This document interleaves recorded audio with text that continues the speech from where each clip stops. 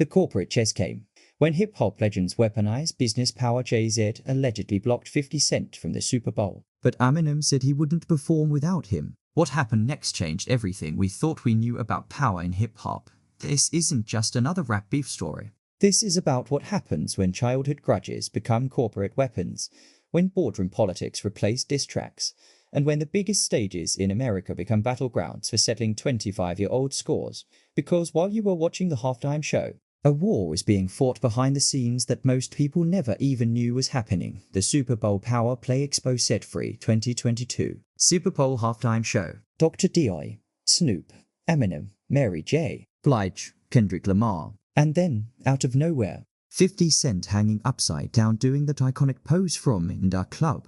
The internet went crazy. Memes everywhere. But that moment almost never happened. 50 Cent claims Jay-Z tried to kill it. Since 2019, Jay-Z's Rock Nation has controlled Super Bowl halftime show production. They decide who gets picked, how it's produced, the entire creative vision. Jay-Z basically controls the most watched stage in American television. And according to 50, he used that power to try keeping him out. In December 2024, 50 went on It's Tricky with Rackle Harper and dropped everything. Said Jay-Z went directly to Dr. Dre and Eminem telling them he didn't want 50 anywhere near that performance.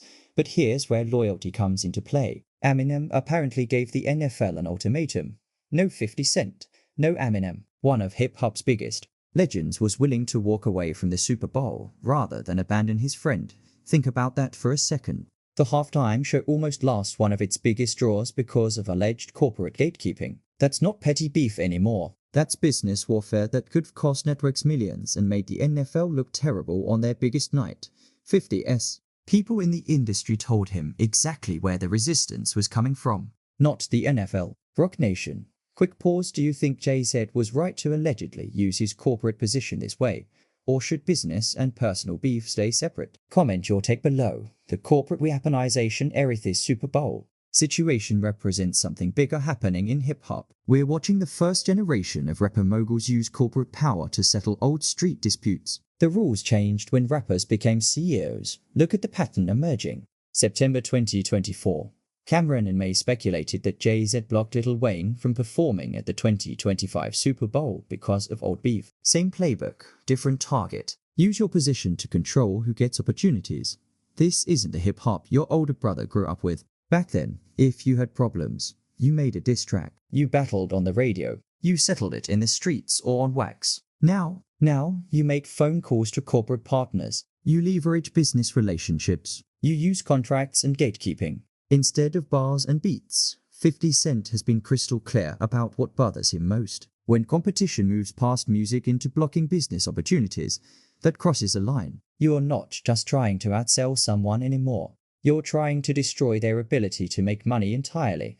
And Jay-Z has never publicly addressed these Super Bowl allegations. Not once. His silence speaks volumes. Some see it as dignified refusal to engage. Others see it as quiet confirmation that 50's accusations hit too close to home. The original Cinto understand why this runs so deep. We need to go back to 1999. 50 Cent was nobody then. Just a hungry rapper from Queens with a stalled record deal and about 40 songs nobody cared about. So he did something audacious that would define his entire career. He decided to rob everyone. How to rob was pure guerrilla marketing. 50 fantasized about robbing virtually every famous rapper and singer in the industry. He name-dropped over 40 artists, including Jay-Z, in what was essentially a musical stick-up note designed to get attention. It worked. The song spread through white-label vinyls to DJs like Funkmaster Flex, getting 650 spins weekly at Hot 97. Suddenly everyone was talking about this unknown kid from Queens with enough nerve to disrespect the entire industry. Most targets ignored it. Jay-Z did end single quotes at Hot 97's Summer Jam 1999. Jay delivered a freestyle that included the now legendary line dismissing 50's worth entirely. It was clever, calculated, and perfectly captured Jay's approach, positioning himself as established currency while reducing 50 to literal change. That response would later appear on It's Hot Some Like It Hot from his album, cementing the diss in hip-hop history. 50 fired back in 2000 with Be a Gentleman, questioning Jay's street credibility and mocking his age. The back and forth might have escalated further, But fate intervened in the most brutal way possible. May 24th, 2000. 50 Cent was shot 9 times outside his grandmother's house in Queens. He survived, but Columbia Records dropped him immediately. His debut album got shelved. The shooting pressed pause on everything. Business empire clash when 50 emerged in 2003 with Get Rich or Die Tryin'. Everything changed. The album sold 872,000 copies first week. Eventually went diamond. Suddenly, the question wasn't whether 50 was legitimate. It was whether anyone could stop him. Jay-Z saw it coming. In a 2013 interview, he admitted warning his Rockefeller artists about 50's impending dominance, telling them to flood the market with music before Curtis took over. But what followed wasn't just musical competition. It was empire building with completely different philosophies. 2004, 50 Cent partnered with Black AU, makers of vitamin water, taking equity instead of a flat fee. When Coca-Cola bought Black AU in 2007 for $4.1 billion, 50's share reportedly netted him $61.00 million. Same year, Jay-Z sold Rocawear to Iconics Brand Group for $200 million cash. Both deals were massive, but 50 never missed a chance to position his vitamin water windfall as the smarter play. The business shade became constant background noise to their relationship. 2007 brought the ultimate proxy war. Kanye West's Graduation versus 50 Cent's Curtis, released the same day in hip-hop's most anticipated sales battle. When Kanye won decisively 957,000 to 691,000 first week, 50 accused Jay-Z of orchestrating the victory to defeat him by proxy, using his death term presidency to ensure Kanye had every advantage. The Grammy conspiracy theory, but 50's most explosive recent theory involves Jay-Z's Grammy success. Jay now holds 25 wins, making him the most awarded rapper in history. 50's take that success is directly tied to marrying Beyoncé, not musical merit. When Jay signed his contract, the big one was with Beyoncé. When he signed that marriage contract, he got trophies. The numbers tell an interesting story. Jay had 4 Grammy wins before collaborating with Beyoncé, but 21 of his 25 total wins came after 2004, coinciding with their relationship and his image transformation from street rapper to businessman and family man. 50 connects this to what he sees as Jay's calculated makeover. No longer viewed as a gangster rapper, Jay became safe for the Recording Academy, a polished mogul worthy of recognition.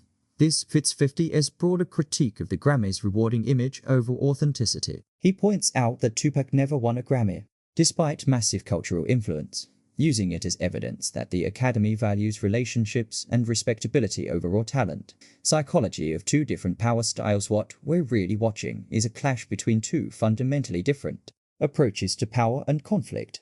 50 Cent operates like a gladiator, direct confrontation, public callous. He moves through the world with his chest out, unafraid of consequences, posting through controversies that would send most celebrities running to their publicists.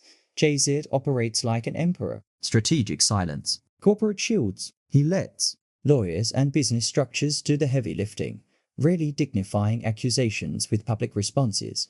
50 has consistently criticized what he sees as Jay's core weakness, avoiding direct confrontation by putting other people in front of him. When Jadakiss came for Jay, Beanie Sigel responded. When Cameron had problems, Freeway handled it. Jay stayed above the fray. 50 famously called Jay the coolest punk in hip-hop, a deliberate contradiction suggesting that Jay's polished presentation actually undermines his street credibility. The implication is clear.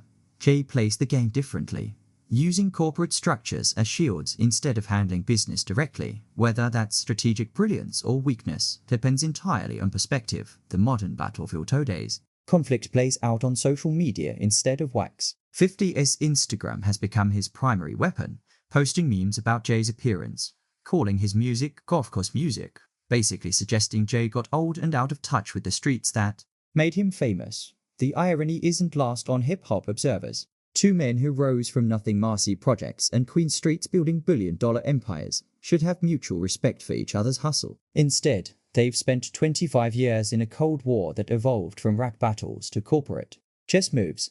But here's what makes this fascinating. Despite everything that distracts, sales battles, business competition, social media trolling, Super Bowl allegations, neither man has truly destroyed the other. Both remain standing at the top of their respective empires. Both achieved things that would have seemed impossible to their younger selves. They've pushed each other to become better, hungrier, more strategic versions of themselves. That's the nature of rivalries lasting a quarter century. They stop being about hate and start being about definition. Each man exists partially in opposition to the other, their identities forever intertwined in hip-hop's corporate era. The eternal Stallamati. So what does this all mean for hip-hop's future? We're watching the blueprint for how conflicts will be handled when rappers control major corporations. Phone calls to partners instead of studio sessions. Leveraging business relationships instead of dropping diss tracks. Using contracts and gatekeeping instead of bars and beats. 50 Cent represents the old school approach: direct, confrontational, public. Jay-Z represents the new paradigm: strategic, corporate, calculated. Neither has been able to completely destroy the other because they're fighting with different weapons on different battlefields. The Super Bowl allegations, Grammy theories, and social media warfare all point to something bigger. Power dynamics in modern entertainment have fundamentally shifted. When moguls have beef, it affects who gets opportunities, who gets platforms, who gets to participate in culture's biggest moments. That's the real story here. Not just two rappers who don't like each other, but two different philosophies of power, competing for control of hip-hop's corporate future. And if history is any indication, this stalemate isn't ending anytime soon. Every time you see 50 post another meme or hear another allegation about blocked opportunities, remember you're watching something bigger than beef. You're watching two kings fight for the same throne using weapons that didn't exist when either started rapping. If this surprised you, like the video, it helps the channel. Share it with someone following this story, and comment what you think really happened behind those Super Bowl doors. Because in hip-hop's corporate era, the biggest battles happen in boardrooms, not recording booths.